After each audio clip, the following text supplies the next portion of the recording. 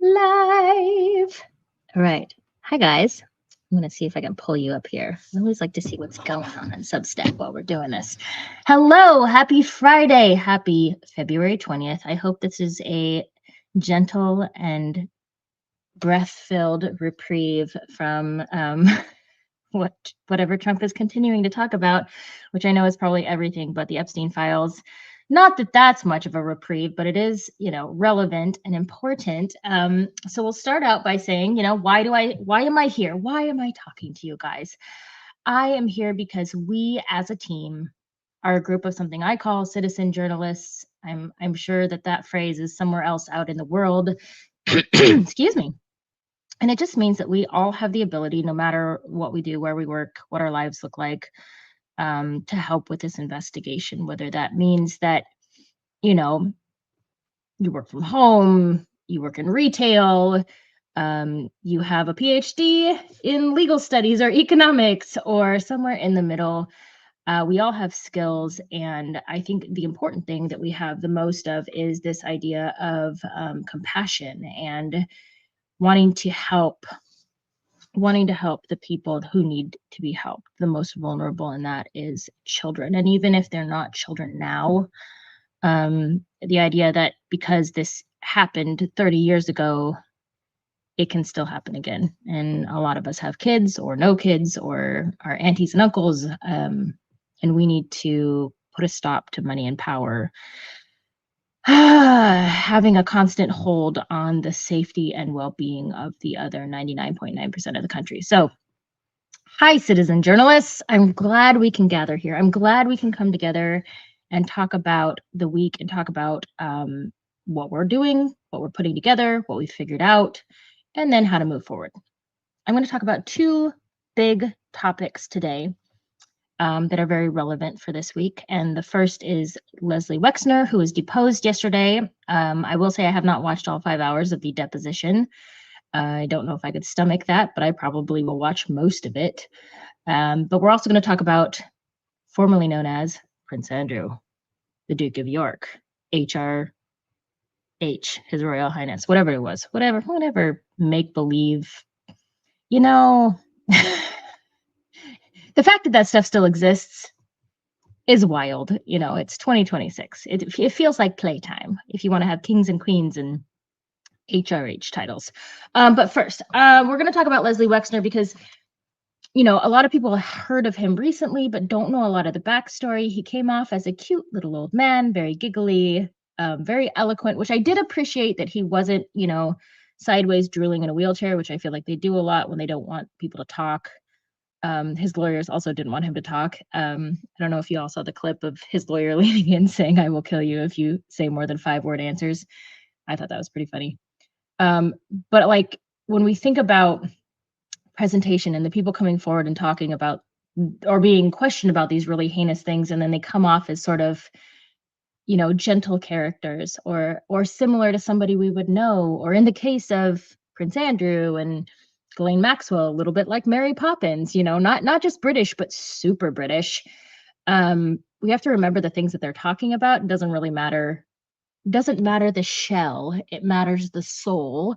And the soul did very, very, very bad things. So Leslie Wexner, I wrote an article about him in August called Subpoena Leslie Wexner. I like to think that they read my article and they listened to me, but please don't tell me if that's not true, because that's what I'm going to think. Leslie Wexner is this guy who sort of, they love to talk about like rags to riches, but he started a business in 1963 in his hometown just outside of Columbus, Ohio, called The Limited, which we all know that name now. And that over time bought up other businesses and became a billion-dollar industry. I wrote down the businesses. I didn't take a lot of notes today, so, we'll be a little riffy, but I wanted to write down the businesses because it's a long list. He owned over this time. Oh, sorry. He bought L Brands. He didn't buy The Limited. He bought L Brands. That was what his company was. It turned into L Brands. So that includes Pink, which is a subsidiary of Victoria's Secret, also Victoria's Secret, Bath and Body Works, Henry Bendel, or is it Henri? It looks very French. Henry? the White Barn Candle Company, Abercrombie and Fitch, Lerner, New York, the Limited 2, and Express, which, you know, I don't have a lot of business clothes, but the ones I have, I got at Express because I didn't know who he was when I bought them. Now I'm going to think about that a little bit more. Leslie Wexner was just kind of your typical corn-fed billionaire that ended up in the city and owned everything and did everything. He met Jeffrey Epstein in 1989. He was introduced, I'm trying to think, is his name Henry? He was introduced by, Harold Levin. Harold Levin was his money manager. So he was the guy who managed all of Wexner's funds for this billionaire guy. Wexner shows up with Epstein one day and goes, Harold, look at my new friend. You should get to know him. And Harold immediately had red flags. He said, you know, he kept telling me all these things and I would look them up and they didn't exist, right? What we're all doing, we're all going like, hold on, why are you getting hired to work for Bear Stearns? Why are you getting hired to work at the Dalton School? Why are you getting job offers from the New York Times? You're not qualified. Harold Levin figured that out as well. And he said, Leslie, get as far away from this guy as humanly possible, because he's a fraud. He's not describing anything. He doesn't know anything. Harold, I believe, had like a PhD in economics or something important that qualified him to do the job. And he knew that Epstein didn't. But he also saw like stars in Wexner's eyes when it came to Epstein. Fast forward, Harold Levin was fired. He ended up divorced. His kids were taken away and living in his car. So he has been someone who's been willing to talk about some of this stuff.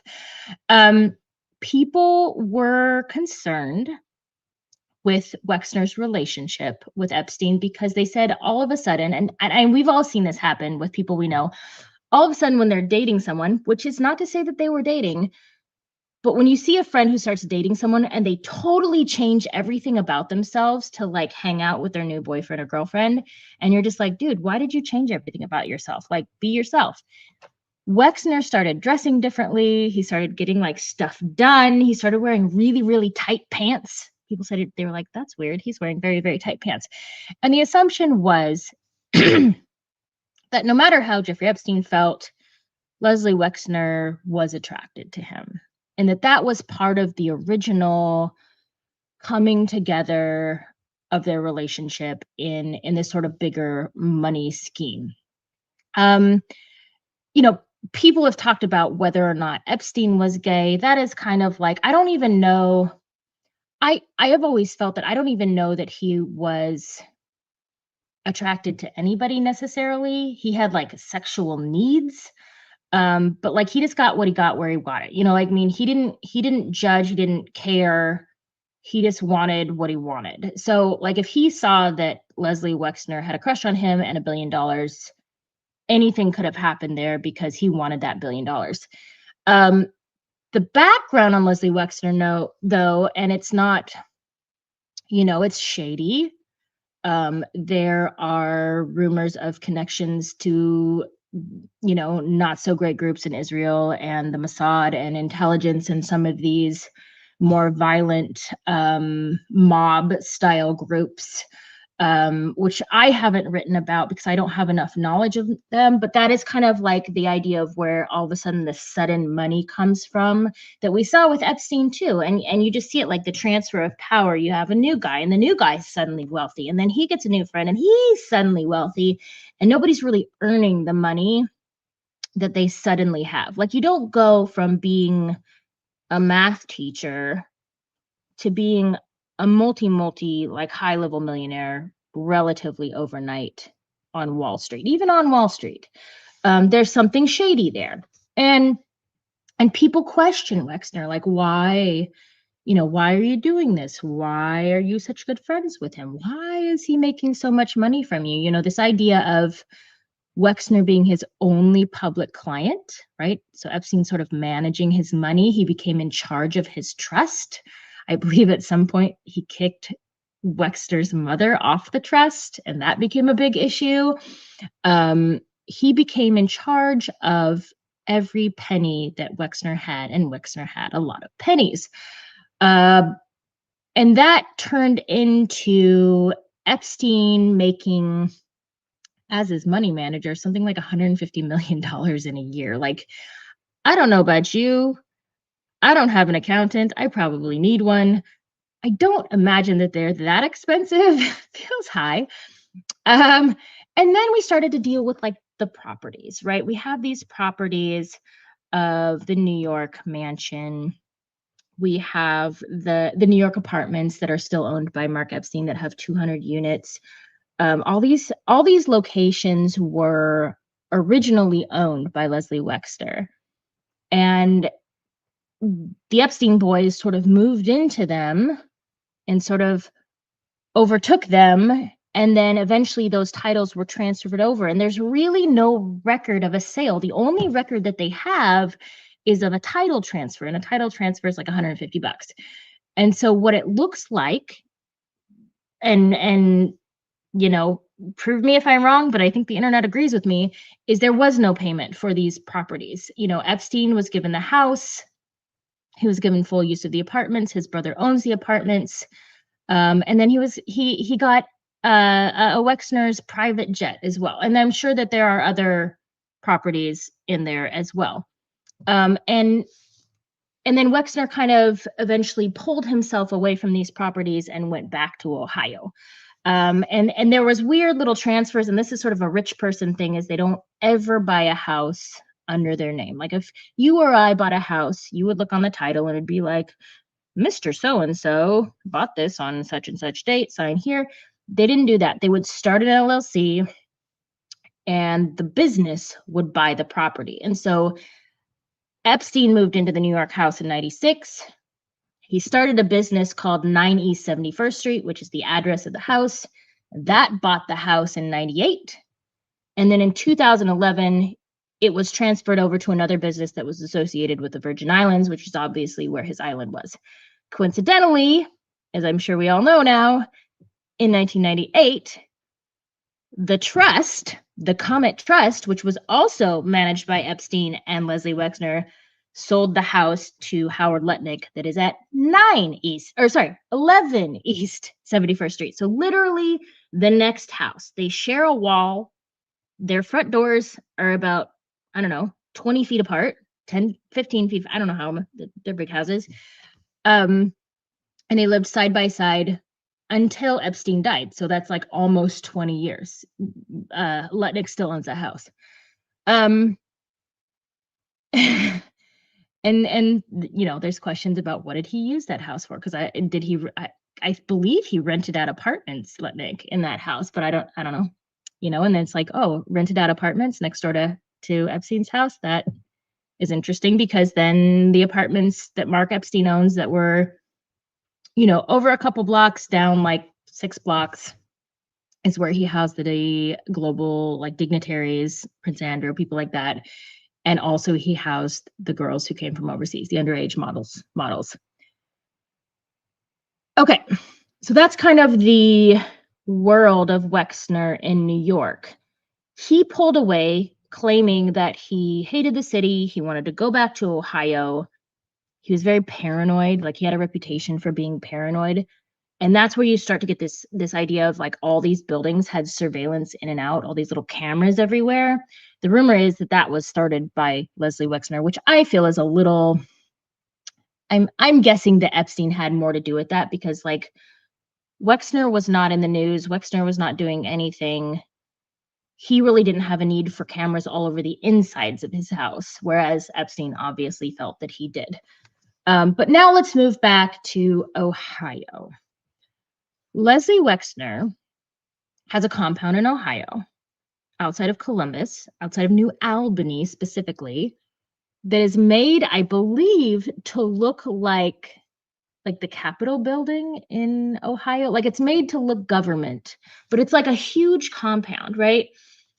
And his money has paid for much of the state. And I know that Cliff Schechter did a live yesterday that talked about some of the politics and some of the scandals and some of the things that sound very familiar that are based on Leslie Wexner and his influence on the state. Again, you will read all these articles about people who have met him, and he's just a sweet philanthropic old man, and he's just so tiny, and just everybody just loves him. That doesn't matter. That does not matter. People can have a sweet persona and still turn around and do terrible things. So just keep that in mind, please. So on his compound in Ohio, at some point, Epstein had a house. It's unclear if he bought the house, if he just stayed in the house. I believe it was his, though. I believe it was his own house. We have the story from the very beginning, the first report of abuse of Maria Farmer being abused on that compound. And the story that we've read and the story that I've heard that's a little more personal and to the source are a little bit different.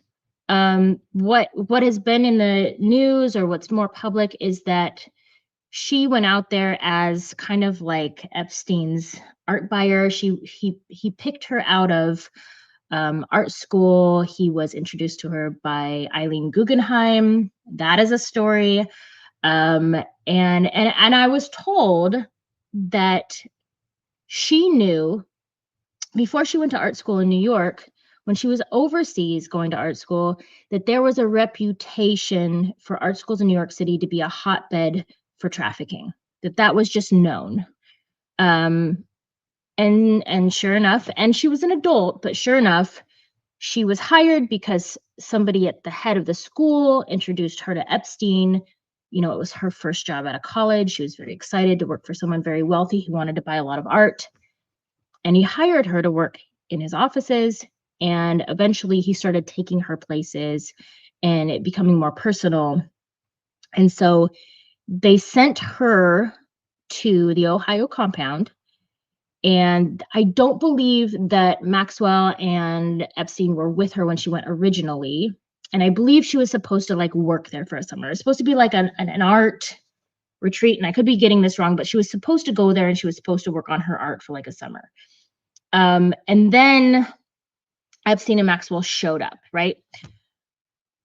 We have this story of abuse that occurred with Maria Farmer on the Ohio compound that we were told was in Epstein's house. She eventually locked herself in the bathroom, called her father, and he finally was able to come get her and take her home. That is sort of like what we read in the news, and that is kind of like the basics of that story. When I dug a little deeper and I talked to some other people, it wasn't quite that. The story of Maria Farmer did not occur in Epstein's private house. It occurred in, I'm trying to think how to say this, like on the property in the compound of Wexner's property, like his living quarters, to where she was in she was kind of imprisoned. She was not allowed to leave. So she was taken there and there were dogs. There were like big kind of almost like police dogs. And there were security guards with sniper rifles. And in her words, those two elements were not to protect the property from trespassers. They were to keep her from leaving. And she wasn't allowed to leave. She had to ask permission to go outside. And this was under Abigail Wexner's watch, who is his wife, who's much younger than him, that she was sort of in charge of Maria and Maria not leaving the house or the property. This happened, the abuse of Maria Farmer and locking herself in the bathroom and hiding, or whatever room she locked herself in, happened under the watch of Leslie Wexner as well. He wasn't unaware of this happening. And eventually she escaped, and then we go into this horrible story of Annie coming to the city and being so excited, and then eventually being abused at Zorro Ranch, which now Zorro Ranch is under investigation for a measly $2 million. Can we talk about how cheap that is? When we give like $150 billion to ICE, we're going to do $2 million for this investigation. I really think if billionaires came forward and wanted to donate to that investigation to clear their name, that would be really swell. Don't you think that'd be great? I'll wait. Anyway, so that's kind of the backstory of Leslie Wexner. He was this mysterious funder who funded everything that Epstein did. And then eventually they had, it's kind of like a Trump falling out. Wasn't really a falling out. It was a saving of face after Epstein went to prison. He went to the Palm Beach lockup and got out for work. Wexner kind of backed off. That's not to say he didn't stop, or he stopped funding Epstein, but like visibly he wasn't around anymore. He withdrew. He kept controlling everything in Ohio. He controlled everything in New Albany. New Albany is a place that I would really like to visit. I've heard some very strange stories out of that town. It's very Stepford. It's a little Pleasantville. But that Epstein and Wexner controlled a lot of what happened in New Albany, what businesses were there, what the city government did, all the finances. And so it's one of many places I'd like to just like spy on and just show up, nonchalant with a backpack and be like, what's going on? So that is Leslie Wexner. He is not an innocent person.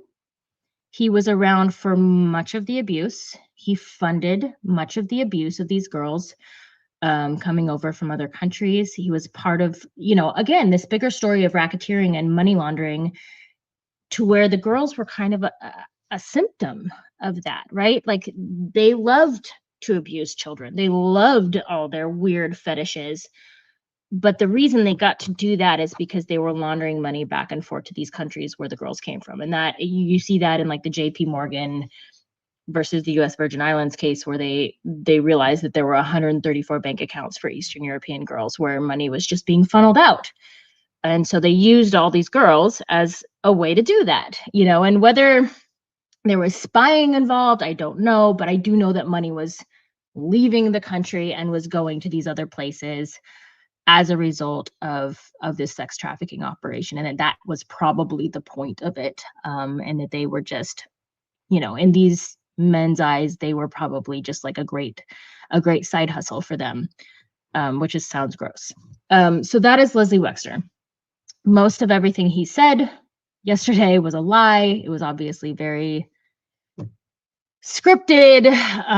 Again, I am very happy to see that he is cognitively aware. I was a little worried that that was going to be an issue, or that they were going to play into that being an issue. He is one of many, many, many people that needs to be subpoenaed, and he needs to be objectively subpoenaed, and he needs to be, I wish he could be subpoenaed without his lawyer sitting next to him, but I think that's probably not possible. But his wife also needs to talk. She is very aware of what happened to Maria Farmer, and this was in the 90s again. And they traveled back and forth, and all their money was funneled into Epstein's system. So if we really, really chose to investigate this crime, which is, crime is an umbrella here, they would be near the top. The Wexners would be near the top, because they basically signed off on Epstein becoming who he became. And that is why we are here. That is why 1,000 girls were abused. That is why, Prince Andrew's in jail. I mean, if it wasn't these girls, I'm guessing Prince Andrew would have abused somebody else. But all right, moving along. Prince Andrew. I was so excited when I woke up yesterday. That was wild news. I will give you a little backup, and a lot of you already know this.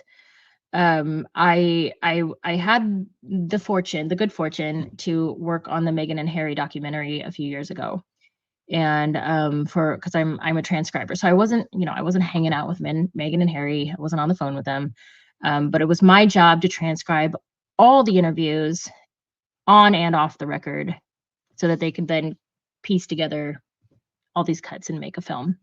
A lot of that was just like leaving on the audio while they're like making lunch in the kitchen or in the garden. And it's not even interviews, and it wasn't things that they used, but it was just like silly little conversations between them when their kids were taking a nap, or, listening to them collect eggs in the backyard. I have to say, I know people are very passionate about the royal family. I know, especially for people who live in England, they can feel like they are members of their own family, and they can be very defensive about anything said about the royal family. I think being very objective about the royal family and not being somebody who has spent a lot of time thinking about them, I guess. Although I did write to the Queen when I was 6. But I think it was really great for me to get the story the first time from Harry and Meghan sitting at their kitchen counter and learn about like the whole story, the story of like the history and the colonialism and the mistakes that they had personally made. Like you think of, you know, Harry wearing a Nazi costume to a Halloween party, like literal things in their lives that they were able to just say and not sound like royalty, sound very normal. And it gave me a perspective on them before the world told me what to think about Meghan and Harry, which was nice.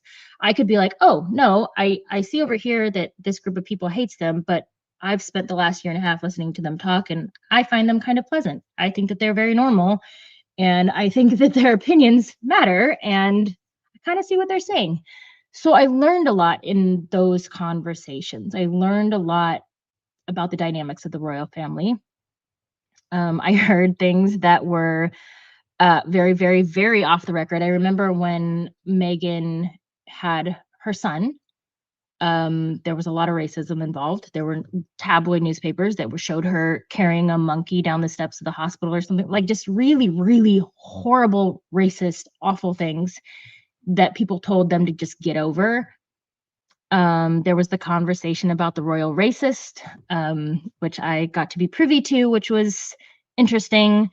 Um, and then there's this discussion of the royal family's relationship with the tabloids and what is allowed to go out into the world.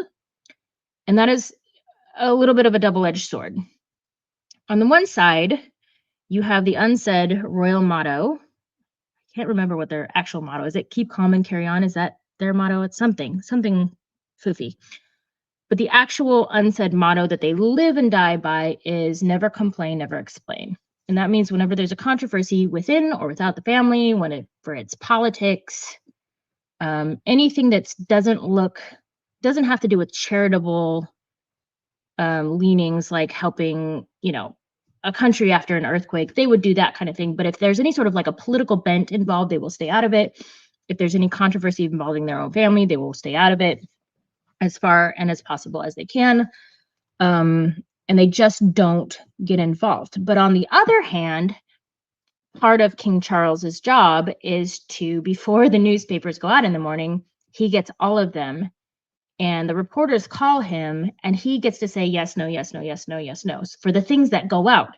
And so when you see a lot of these like stories that have gone out in the news, in the British tabloids and newspapers, not everything is under his control, but a lot of the things he was able to say, you can publish that, you can't publish that, yes, no, which is very interesting because, they're very, very, very, very kind to the royal family, usually, unless an outsider steps in. And then you think of Meghan, and then you think of how awful the British tabloids can be. And the British tabloids have a bigger hold on their newspaper and media as a whole than they do in the US. They are a much bigger entity over there. And so you have to then question, when somebody says something terrible about somebody like Meghan or Diana, how much control did the royal family have over that information going out that smeared them? Because it's very possible that they had a lot of control. And so now we have Prince Andrew, formerly known as Prince Andrew, all the titles, and he's being arrested. And, on the one hand, the whole world is arresting and firing and investigating the people involved in the Epstein files, everybody except the US, because the Trump administration has burned so many bridges that people want to get rid of anybody who's really involved on anything on a grand American scale of scandal. But England would be one of the last places to do that, because the British Empire and the UK and whatever you want to call it is is very enmeshed in the Trump administration, especially, but just American politics. Like if it wasn't Trump, they would still be enmeshed in our politics because we're considered their closest ally. But again, never complain, never explain, like to the death. And that's not to say for in-laws. In-laws, Fergie said this in her emails this week, which we'll go into. She said that nobody in history, no woman in history has ever left the royal family with her head. And again, now that's metaphorical, but for a long time it wasn't. But for blood relatives of the royal family, they don't allow people to be arrested. Like that would be something that they would have control over. And so I question that. And again, I have not read anything about King Charles or Camilla in the files, but I question that they're actually allowing that to happen. Again, it could be under the control of Prince William, who I think is probably running the show and maybe a little more strict. But it doesn't sit well with me that they would let that happen. It feels like they're hoping that then ends things for them and we don't keep looking into their involvement. That's just my opinion. I don't have evidence to back that up, but it doesn't sit well with me, and it's something that I'm going to keep thinking about. But the backstory on I'm going to call him Prince Andrew just because he was during most of this, is he was best friends with Ghislaine Maxwell. They went to school together as children. They had a very deep relationship, and it was kind of like sometimes you wonder if it went past friendship, or if they are just like superficially flattering of each other in their correspondence. Sometimes it doesn't feel very genuine, but they wrote a lot, like they emailed each other a lot. And we have emails that go back as far as about 2000, which is great because we don't often have that in these files. They usually most emails start around 2008, I would say, for most correspondence, which again, it's all after Epstein got out of jail. Everybody wants to talk to him. Great. But we have this correspondence with Ghislaine Maxwell starting in, so far, what I found starting in about 2000. And so you think of like when the internet was up and humming and everybody was starting to have it, that's when they started to really write to each other. And the interesting thing, and this goes back to that idea of citizen journalism and the skills that we have that don't necessarily need a PhD behind them, is a little bit of this investigative mindset of how do you find someone in the files. Like, I'm not just gonna go to the DOJ website and open the little search bar and click Prince Andrew, because yes, that does exist in there, but it's not really gonna find his correspondence. So you have to start to figure out what are the pseudonyms that Prince Andrew was going by in these files. And he had some, and you have to start to figure them out. And I didn't know that I was reading his emails for a long time because they were under a pseudonym, right? And I was like, who's this guy who's just chatting with Ghislaine Maxwell? And he always ends his letters, masses of love, XXXA, right? And I was like, hey, who is this guy? And then he started to talk about details. He was like, oh, my valet died today. I'm distraught. And I was like, oh, valet dead this date. Okay, I'm going to write that down. And then he's like, oh, he's planning for a trip to Peru. Okay, what date is it? He's making all these plans to go to Peru. So I started putting all these details together, and then I could Google it and say who was going to Peru, what important person was going to Peru on this date, whose valet died on this. Is it valet? I don't know. I'm thinking of Downton Abbey. Who died on this date, and then pop Prince Andrew. And then I could after that, I could just, anytime a clue came up, I could validate that it was also Prince Andrew. So I started to figure out what his pseudonyms were. Once I had those, that like opened up the files to this massive pile of information, which I thought I was done. Again, I posted this morning. I was like, I thought I was done because I'd gotten through most of his emails with Ghislaine Maxwell, and I was like, sweet, I can't find any more in the files. And then I went back and I thought, no, I have an email from him where he's discussing Virginia Roberts, which is Virginia Giuffre. And I can't find it in the files in the DOJ. Like, it doesn't exist. Where did I find this? So I go back and I started digging through the files that were from the House Oversight Committee from November. That was all the emails they sent out. And it was in there, but it's not in the DOJ files. And I was like, well, that's weird. Why are they not putting this in the DOJ files? This is the meat and potatoes of why we need to know what he's talking about. This is about the Virginia Giuffre case, which is why he's not in jail right now. He paid his bail and he's in his cushy little bed. This is why he was arrested. And so then I was like, no, I'm going to go back to those old emails because they don't exist in here. Okay, I'm going to start digging through them. And it opened up this massive pile of like conversation of Andrew freaking out about the tabloids, about articles that are starting to be written. When you see that I think it was the Mail on Sunday produced the picture of Virginia Giuffre with Prince Andrew and Ghislaine Maxwell, like the first letter where they're like, we have a photograph, and then just like the fallout between him, between Maxwell, between Epstein, and just getting to see the like dynamics and the emotion and following that storyline that we already are so versed in now. That was very interesting. And then you have the actual day that happened, because we know now that picture was taken. Well, we know it was like one of 2 days. It was either March 10th or March 11th, 2001. And we have them corresponding on that specific day. They are emailing. Prince Andrew is emailing Ghislaine Maxwell on that very day. And then, my brain works kind of in funny ways, but I start to think back to like Ghislaine Maxwell's proffer and talking about that picture, because they've always said, oh, it's a fake picture. It can't be real. It's a real picture. But she talks about like the clothes she's wearing in the picture, which, let's talk about how memory works. She claims she has a very poor memory and blames it on not getting enough sleep in jail. And yet she remembers that on March 10th, March 11th, 2001, she was wearing a certain outfit. She remembers the outfit she was wearing. And she said, that couldn't be that date, because I wore those clothes to my mother's birthday that was 2 hours away.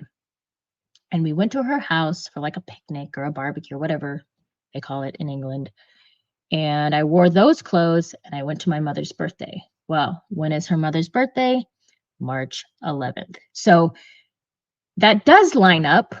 It probably wasn't a good idea for her to say that, because if she wore those clothes and her mother's birthday is March 11th and it was 2 hours away, she could have hopped in a car and gone to her mother's birthday. Like, that's not unlikely. Or she could have been coming back from her mother's birthday and they could have gone clubbing.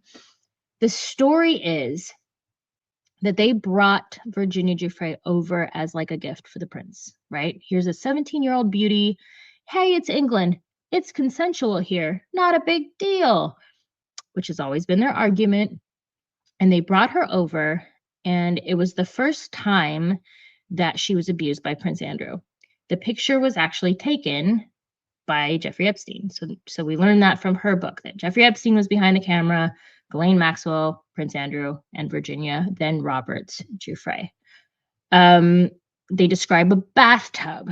That is where he abused her, was in a bathtub. Sorry, trigger warning. And then this is something later that Maxwell and her brother, or I think maybe her brother and his wife, her brother was involved, created this comical photo of the prince. Like, I think they stuck like a paper of a cutout of his face, and they pretended like they were in the bathtub in Ghislaine Maxwell's apartment, which is where this took place, and they wanted to show that it was too small, that nothing could have happened there. So they made this big comical photo, and you can go find it online, of the prince in the bathtub with a woman. which was a really huge slap in the face of Virginia Giuffre, who was then a child. And it didn't it did like the whole you can't do something in a small space theory is really stupid because you can do things in a small space. Prince Andrew claimed that he wasn't there because he was at a birthday party with his children at a pizza place, which didn't pan out. And so now you have this story. You have the story that ended up being 3 more times that she was abused by the prince. I don't know if it was more than that, but it was at least 3 times. And he kind of transferred from being bosom friends, very, very close with Ghislaine Maxwell to becoming very, very, very, very close with Epstein. I mean, you can tell by their correspondence that they want to spend a lot of time together. And again, Andrew is one of these people who, when he speaks and you read his emails, they're a little over the top. I don't think you need a lot of whilsts in your emails talking about girls. But you kind of sometimes get lost in this idea of eloquence and the way people speak, and it takes away from the damage and the evil and the darkness of the things that they did, because they present themselves as so stiff and friendly, and I know this sounds dumb. It's like their whole life is cursive. Like it's very foofy and fancy, and it takes away from the idea of what they did, and it makes it seem lighter or less than. And this is what he's doing in these emails with Jeffrey Epstein. He speaks. It kind of reminds me of Ken Starr's emails, which are hilarious if you've ever read those. Like Ken Starr was definitely living his life in the closet, but Prince Andrew I don't think was. But he spoke in a way that was so eloquent that it took away from the things that he actually did, and it makes you forget. And so you have to kind of like remind yourself, nope, bad guy, gonna go to jail. And so we start to watch this timeline of their correspondence. Again, I'm still in the middle of it. I'm not really anywhere near the end, because I thought I was at the end and I found 650 more pages of emails. So we got a lot to do. Here's something that you can do. Side note on journalism. If you are looking in the files and if you are looking at emails and you find an email that is interesting to you, open another tab for the DOJ search page for Epstein and find some sort of unique phrase in that email that you're looking for, and then click it and populate the search tab and search for it again. And what will happen is you will find probably 5 to 10 versions of that original email that you're reading. And when you do that, if there are redactions in the first email, they'll start to take them away. Like one email will have something that isn't redacted, or something's redacted in a different place. But if you get all of them together, you'll start to see the whole email. You'll start to also see the emails that came before and after, and you'll see the conversation of where that email is involved. So that's what I've been doing, and that's why it's taking so long, is when I find an email where I go, whoa, this is really interesting, I need to go find that email and all of its iterations and know what was happening before and after. I need to know what things that I can unredact from that email based on other emails, because again, if I have this email and I go over here and I look for the email, it might be like way down in the email thread, and they may not have redacted the same things way down in the email thread as they are in this one over here. So that's kind of a helpful tip to find some information. But I also did Fergie's emails, and I don't think I've talked about that too much. Fergie surprised me a little bit. I tend, whether it's just history or my personal potentially sexist beliefs, I tend to give women a little more of the benefit of the doubt, because I do think that they are often the scapegoats when people do bad things. Oh,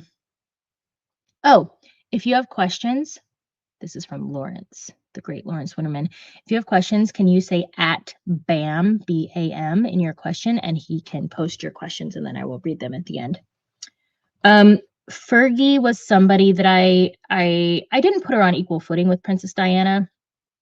I think Princess Diana was absolutely railroaded and was, in general, a good person. She was somebody that didn't have anything to do with Epstein, didn't want anything to do with Epstein, didn't really want anything to do with the royal family. She just wanted to raise her kids. And that's very, obviously very respectful. But Fergie, I figured she was one more person whose husband cheated on her, and, she was an in-law, she was mistreated. And so I gave her the benefit of the doubt. Then I got her emails. She was very, very clearly in love with Epstein. And I do believe there was a bit of jealousy between her and Ghislaine Maxwell, because Fergie was connected with Andrew and Ghislaine Maxwell was connected with Andrew, and Maxwell had known him longer than Fergie had known him. And there was a balance. There was a competitive something going on there. But in these emails, she is constantly, it's kind of a roller coaster of mental health with her. She, and I'm guessing to this day, is still in love with Prince Andrew. They were still together much longer after their divorce, which I found very interesting. Like, they were still in somewhat of a relationship years later. But she also really, I don't know if she was in a relationship with Epstein, but there were moments where I thought, this is not a normal friendship. She was very often bankrupt, and begging for money, begging for loans. And then at some point, she went to the tabloids, and I'm guessing it was because she was out of money. And she was also being pressured because the story of Epstein was starting to come up. And she said to the Evening Standard, which is a London news outlet, and then it was then posted in the Telegraph, which I called a tabloid yesterday or 2 days ago, and apparently is not a tabloid. I was mistaken about that. But she went to the Telegraph with her story and said that Epstein was a pedophile, and kind of outed him. Epstein obviously got very angry about that. And then he, then the course of their conversations changed, and you start to see him talking to her, but then him talking to his PR team, and like telling her one thing and then telling them to do something else. Like, you want us to leak this story about her. She was supposed to write a letter to Epstein that said, "I'm really sorry for what I said. You're not a pedophile," to kind of like clear him, which was very reminiscent of Alan Dershowitz for me. Like, this is what you're going to say. You're going to clear me, and here's the wording you're going to use. So she did that. And then his PR people are like, "You want us to leak the letter?" And so there was shady stuff. Like just the depth of relationships is not, I think, what you or I might have with the people in our lives. It was you're my bosom friend until I decide you're not, or until money decides you're not, or until I blackmail you for this reason because of my reputation. Like, it's a very different way of thinking. But after that, I think she really backpedaled, and she wanted their relationship back, and I don't think she could get it back. I think she was pretty much iced out after that. So it's really interesting to see the progress of that, because she was begging for years to become his house manager. She wanted to have the job that Ghislaine Maxwell had, that Leslie Groff had, that all these women had as the person in charge of making all his appointments, and which would have put her much deeper in this investigation than she already is, because she would have been scheduling the girls. And did she know that? I don't know. I know that she knew that Epstein liked all the girls. I don't know. That's something that I haven't come across yet. So that is kind of the tale of the royals. I don't think I'm going to be dropping the Prince Andrew stuff tonight because it's so long and so deep. It'll be, again, multiple iterations, but I think it's going to be really important stuff. There is talk about money and money changing hands overseas, which I thought was interesting. And then you just get to see the course of these conversations through what we now know is Virginia Giuffre coming forward and outing Prince Andrew for the things that he had done. So that is very interesting to follow. I hope you guys will look at it. It is taking a long time to pull together, but I think it's important. Okay. We're going to ask a few questions. So I'm going to go back up here. Thank you, Lawrence, for getting these questions. That's very helpful. So Jules said, "Ellie, have you read the Shapiro murder file by Bob Petrakis?" It does a deep dive on the trial of Arthur Shapiro, former partner of Wexner. No, I haven't. I have not even heard of that book, but I will definitely look it up. Mary Ann is asking, are you still in contact with Jeffrey Epstein's brother with this new info? I have not emailed him or reached out to him. It's been a little bit. He's not, I was given his information. He's an interesting character, but you can see how he perfectly aligns with the kind of icy, slightly narcissistic, interactions. He is somebody who wants you to reach out to him, but then he wants you to not get anything from him. But if you email him, if you text him, he'll respond in like 5 minutes. The only thing he will talk about, he's very, very clear on this, and I don't push it, but I do ask. The only thing he'll talk about is his brother's time in jail because he believes that he was murdered. Obviously, he's mentioned that. Supposedly, we're getting information about that this month. I haven't really heard anything about that in a while, so it's probably been over a month since I've sent anything, maybe a month and a half. But I am curious about that. I am curious about that information that he said was about to come out, because he's very adamant, and as you see in the files, he's very adamant. I think he had a very interesting relationship with his brother. I think that he was not the black sheep, but definitely Epstein, or Jeffrey Epstein, was the favorite, and he was the favorite everywhere he went. He had that charismatic personality with his parents, obviously in finance, whatever room he entered. And I think Mark wanted that. And I think he was willing to say and do things to get that. But you can see the way that Epstein responds to him in his emails is very cold and very short and uninterested. And later in life, Mark has said that they didn't have a good relationship, but I think he was pretty iced out. But in the process of being iced out, he was very willing to say things to his brother that are inappropriate and potentially, aligned with some of the things his brother was doing just to get that positive attention from him. I don't know. I don't think he was invited to the island ever, which probably says a lot about their relationship. But yeah, I have not talked to him in a hot minute.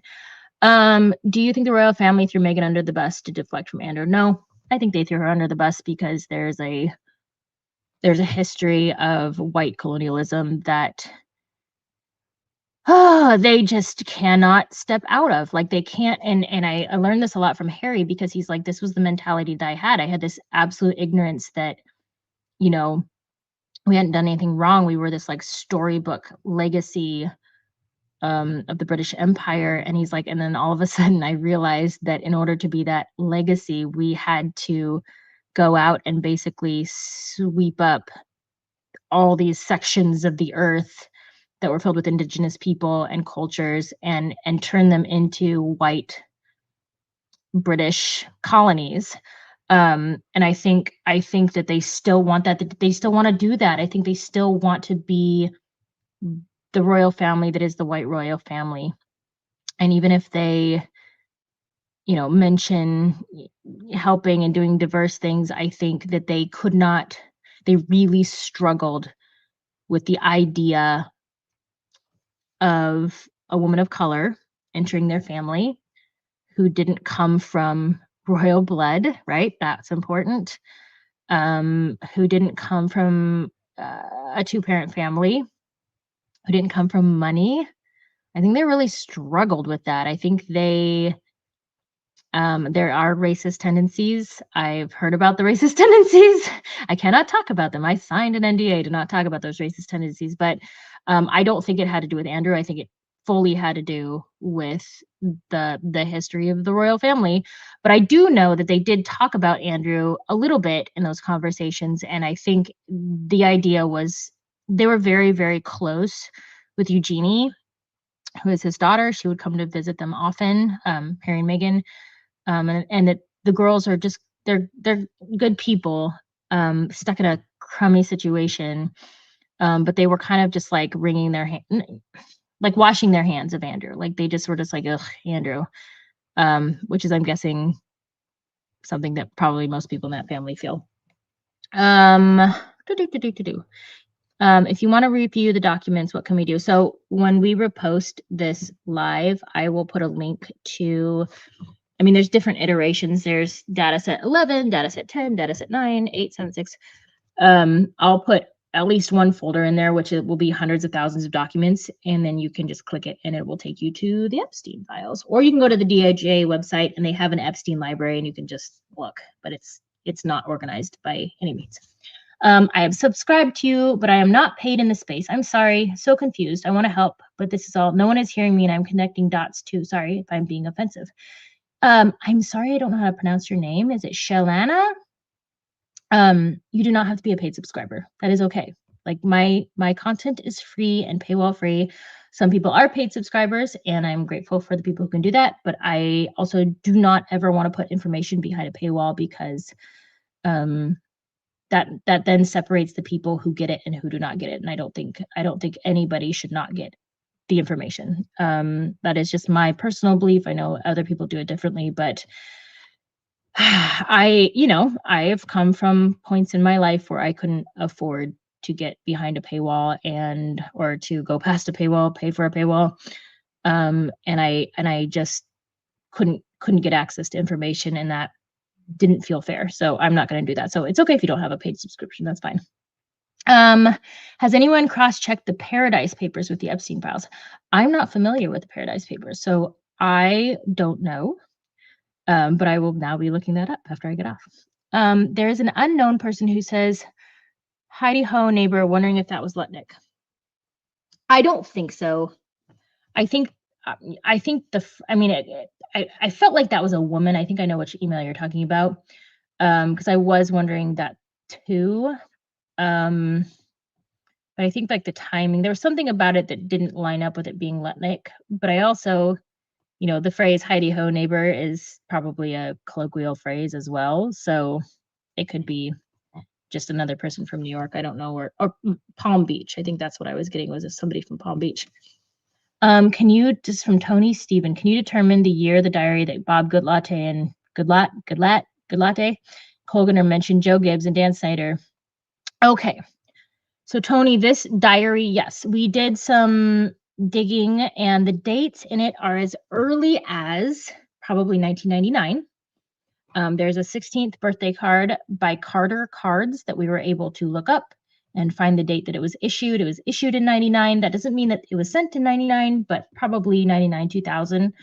And then I think the newest or the most recent dates that I found on magazine clippings or letters, there were letters that were dated in there, was about 2003, I want to say. So it was a 3 to 4 year period that this journal was written. It was probably multiple journals that were all one person. The handwriting's all the same. I know there is another, there's a lawsuit out there that talks about 20 contributing writers to a journal. I don't think that is this journal because, it's all written in one handwriting throughout and it's 116 pages.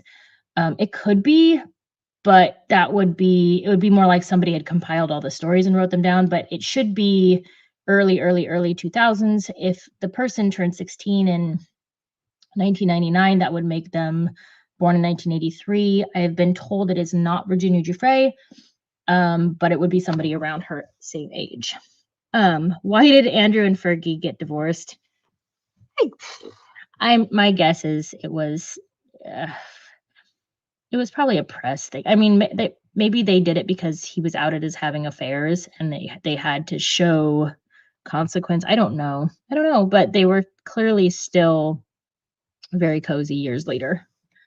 Is there a way to download the original files? Yes.